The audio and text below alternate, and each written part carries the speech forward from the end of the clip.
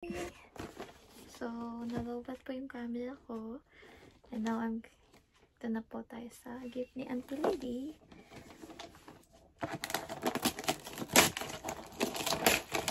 Wow, sapatos na naman. Dami ko ng sapatos.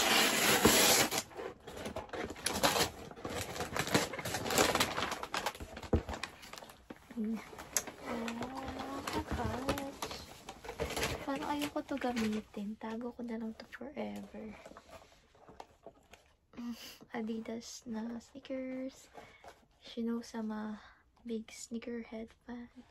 So, yan, may shoes po. Alright. Next up is, this one's from Ate Claire.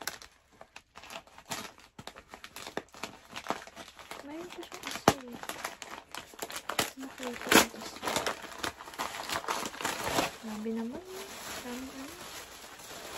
Uy! Ayan. Wow naman, uy.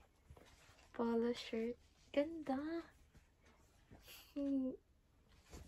Parang ayoko rin ulit ito gamitin. Tago ko na lang to forever. Para hindi maluma. Yan. Thank you, Ate Claire. Appreciate ito po. Ano pa?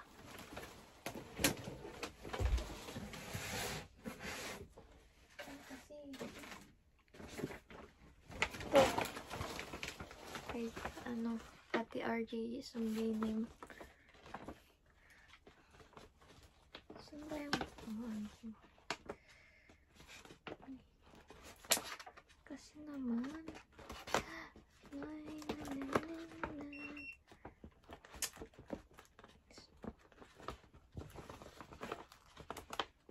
dukot.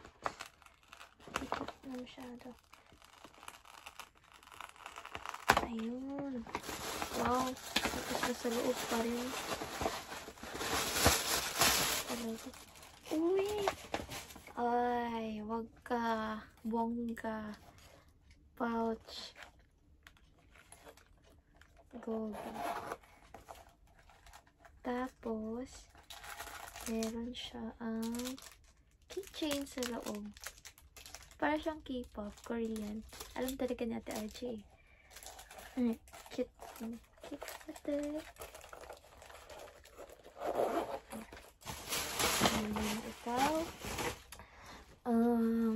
What? Ito. Ate Jade. Tsaka, Kuya. Charlie. Dito. Wow naman. Okay. Uy. Alam talaga nila yung favorite color ko, guys. Under Armour. Tsaka, kasi ito yung favorite color ko, yung color teal. Diba? As you can see naman sa room ko. Ganda. Thank you, Ate Jade. Oh, meron pa. Oh my gosh. May lipstick na naman po ako from them. Alam talaga nila yung gusto ko. Oh my goodness. Thank you, Kuya Charlie and Ate Jade, for your very generous gift.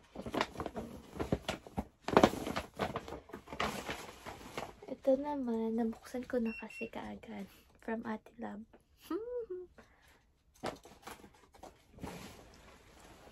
Meron pa akong isang nalaglag yata. From Ate Claire. This is from the resident. Evergreen. More.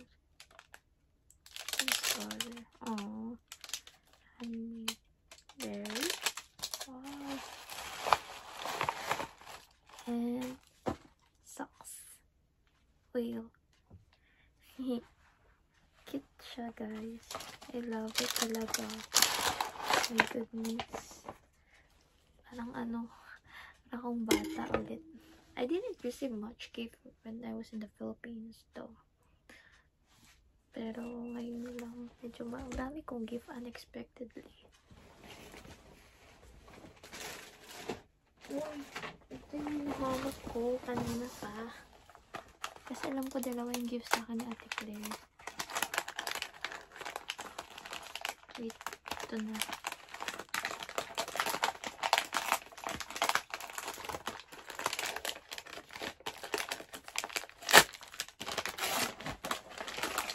Oh my gosh. O, diba? May compact mirror ulit ako. And another set of lip scents. And color. Lipstick.